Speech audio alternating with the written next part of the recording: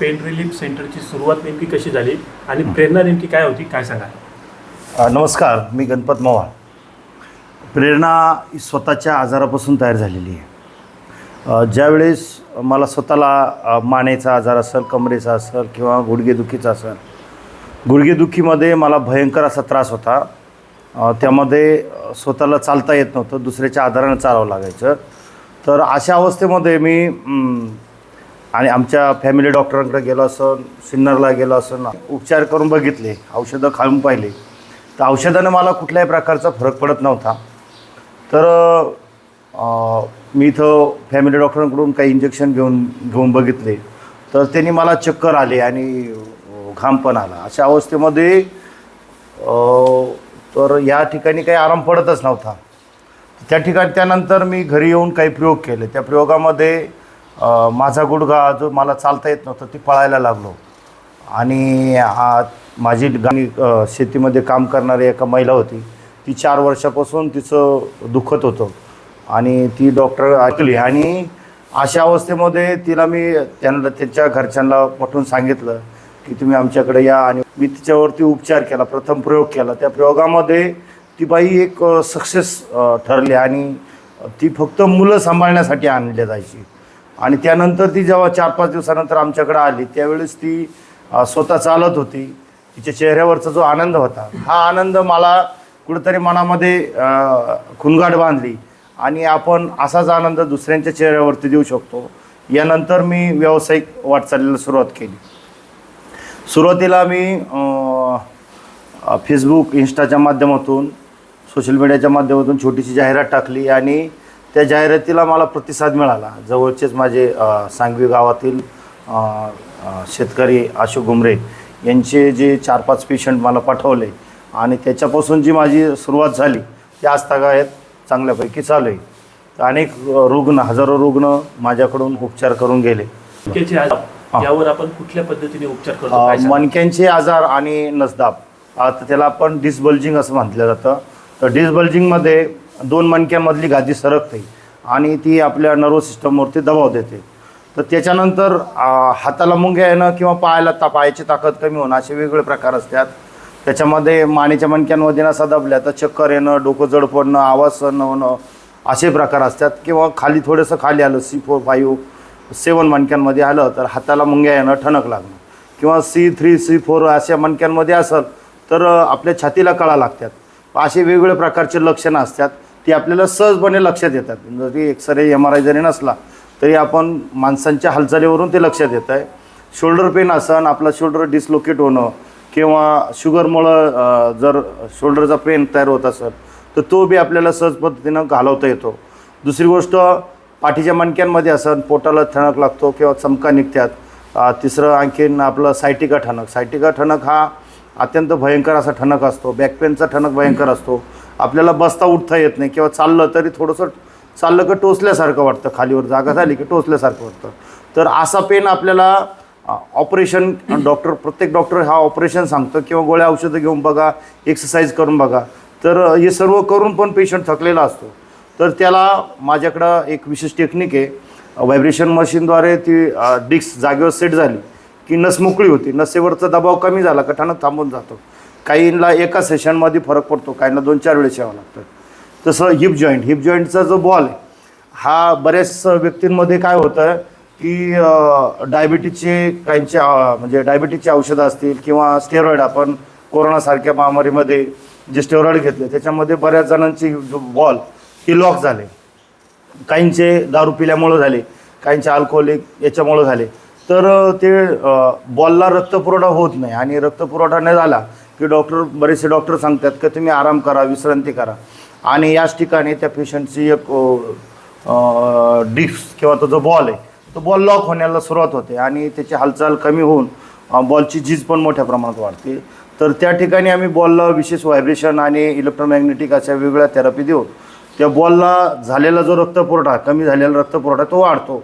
आणि तो वाढला की आपलं बॉल परत चांगल्या पद्धतीनं काम करायला सुरुवात करतो. असे भरपूर पेशंटचे आपण हिप जॉईंट बॉल हे वाचवले जातात. त्याच्यामध्ये ऑपरेशन केल्यानंतर बरेच सारे तोटे पण असतात, कारण एखादा इंच वाढतो किंवा एखादा इंच कमी होतो किंवा तो बॉल हा सूट पण होत नाही. तर हे आपल्या या साध्या पद्धतीच्या उपचार पद्धतीमध्ये आपला बॉल पुनर्जीवित होऊन तो चांगल्या पद्धतीनं काम करतो. तसंच आता बॉलचं झालं आहे, त्याच्यानंतर गुडघेमधले की गुडघ्याची गादी फाटणं, गुडघ्याची लिगामेंट इंजुरी असणं किंवा इतर लिगामेंटच्या जर इंजुरी झाल्या तर आपल्याला तो त्रास भयंकर असा असतो. चालता येत नाही, मांडी घालता येत नाही, 2 पायावर बसता येत नाही. तर त्याच्यामध्ये प्रत्येकजण ऑपरेशनच सजेस्ट करतो किंवा आयुर्वेदिक औषधं खा. औषधांनी बी बरेच सारे दुष्परिणाम पण माणसाच्या शरीरावर होतात. कुठलाही पदार्थ खाण्यासाठी आपलं शरीर बनवलेलं आहे, किडनी ही साफ करते. पण समजा एखादं पाणी जर असेल, पाणी जर फिल्टर करायचं असेल तर समजा 1 लिटर पाणी साधं पाणी असेल तर ते लवकर फिल्टर होतं आणि ते जर समुद्राचं पाणी जर घातलं तर त्या ठिकाणी ते फिल्टर व्हायला किंवा गढूळ पाणी लवकर फिल्टर होत नाही. तसंच आपल्या किडनीमध्ये इतर बाह्य प्रकारचे जे रासायनिक औषधं असतील किंवा इतर औषधं असतील तर त्याच्यामुळं आपलं ते किडनीत फिल्टर होत नाही. रक्तामध्ये पाण्याचा साठा जास्त वाढतो आणि साईड इफेक्ट पण जास्त वाढतात.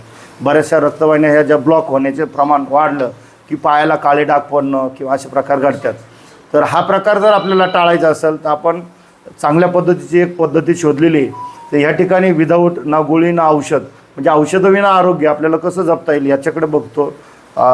तर गुडघा हा चांगल्यापैकी आपला चालू होऊन त्याच्यात रक्तपुरवठा वाढतो.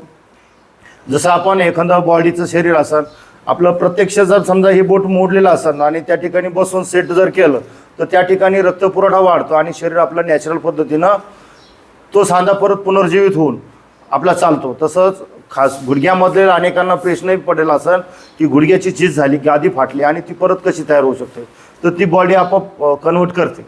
जसं एखादा खड्डा खोदला आणि त्याचं मटेरियल तेवढं जागेवर टाकलं तर ते परत ढकललं, ते परत ते जागेवरती येतं आणि आपला रक्तपुरवठा सुरळीत चालू झाला की त्या ठिकाणचा तो पार्ट परत पुनर्जीवित होऊन सेट होऊन तो चालू होतो. तर असे अनेक प्रकारचे पॅरालिसिसमध्ये खूप सारखा आता रक्त ब्लॉक होणं, एखादी रक्तवाहिनी ब्लॉक झाली तर त्या ठिकाणी मेंदूला रक्तपुरवठा न झाल्यामुळं एका हाताची किंवा पायाची अशी ताकद कमी होऊन जाते. तर आमच्याकडं मी एक सहसंशोधित अशा पद्धती तयार केली. डोक्याला जर विशेष पद्धतीनं जर व्हायब्रेशन केलं तर बंद पडलेली जी रक्तवाहिनी असेल ती जर चालू झाली तर 6-7 वर्षाचा जो रुग्ण असतो तो सुद्धा परत कामाला लागला आहे. तर माझ्याकडं बरेच असे पेशंट आहेत तर ते परत पहिल्यासारखे काम करायला लागले. म्हणजे आपण विदाऊट गोळी ना औषध देता त्याची जर रक्तवाहिनी परत काम करायला लागली तर त्या ठिकाणी बंद पडलेला जो मेंदूला रक्तपुरवठा आहे तो चालू झाला की त्याचं जे कार्य आहे ते परत चालू होऊन त्या हातापायची ताकद परत येते. अशा अनेक प्रकारचे उपचार आमच्याकडे केले जातात. ते कुठल्याही प्रकारचं गोळी किंवा औषध न देता, विदाऊट मेडिसिन न देता आपण काम करतो आहे आणि याच्यात पेशंटला फास्ट रिकव्हरी होतो, जलद रिकव्हरी. लगेच समजतं आहे का कुठं काय होतं आहे काय नाही, किती आपल्यात बदल पडले असं आहे. ठीक आहे. धन्यवाद. आजवर किती रुग्ण पेन रिलीफ सेंटरमध्ये व्हिजिट केली? माझ्याकडे आजवरती भरपूर असे पेशंट आहे. आता 2017 पासून माझं काम चालू आहे. तर आतापर्यंत भरपूर, मी सुरुवातीला एकटाच होतो. आता त्यानंतर मी माझ्याकडे 8-9 कार्यकर्ते काम करतात. तर एखाद्या विशेष केसबद्दल काय सांगाल? विशेष केस भरपूर आहे याच्यात की बरेचशे लोकांना, आता एक पेशंट असं होतं पॅरालाइजचं की ते 7 वर्ष काहीच काम करत नव्हतं, घरात पडून होतं आणि ते ॲक्टिव्ह होऊन ते स्वतः चालायला लागलं आणि स्वतः आता ट्रॅक्टर पण चालवतं. एक असंच पेशंट होतं, जवळजवळ 180 किलो वजन होतं, ठुमरे म्हणून. तर त्याचं MRIमध्ये सुद्धा बसत होतं नाशिकच्या आणि ते मुंबईच्या MRI मशीनमध्ये बसलं. डॉक्टरांनी त्यांना ऑपरेशन सांगितलं. ऑपरेशन सांगितल्यानंतर याची गॅरंटी काही देता येणार नाही. ते पेशंट माझ्याकडे आलं आणि आश्चर्याचं म्हणजे त्याला 4 जण धरायला लागायचे कारण वजन भरपूर होतं. तर ते पेशंट माझ्याकडं एका सेशनमध्ये चांगल्यापैकी चालायला लागलं आणि दुसऱ्या ह्याच्यात एकदम कंप्लीट चालायला लागलं. त्यांनी भरपूर असे मला पेशंट पण पाठवले. असे अनेक किस्से. तर गुडघ्याचे पण भरपूर पेशंट आहे, ज्यांना चालताच येत नव्हतं ते चांगले चालायला लागले, असे भरपूर आहे. आजच्या तरुणांमध्ये मानदुखी असेल, कंबरदुखी असेल, पाठदुखी असेल, असे अनेक आजार उद्भवत आहेत. काय मुख्य कारण आहे? मुख्य कारण असं आहे की आपलं मोबाईल जे बघतोय आपण, मोबाईल बघणं किंवा इतर झोपल्या टी व्ही बघणं असे जे प्रकार असतो किंवा चुकीच्या पद्धतीनं गाडी चालवणं. बरेचसे पेशंट हे आपण सरळ बसलं पाहिजे. थोडक्यात काय, आपला कान, खांदा आणि कंबर हे जर तिन्ही एका रेषेत असले तर आपल्याला हा आजार होतच नाही. दुसरी गोष्ट, कुठलंही वजन उचलताना पाठीचा मणका आज सरळ ठेवून गुडघ्यांमध्ये मांड्यांमध्ये वाक देऊन मांडीचे स्नायू हे मजबूत असतात, त्याच्यावरती लोड घेऊन जर आपण वजन उचललं गेलं तर आपल्याला हा त्रास होत नाही. दुसरं आणखीन आहे, गुडघ्याचे डिस्क का सरकते का फाटते, तर याला बऱ्याचशा वेळेस आपल्याला सवय नसते.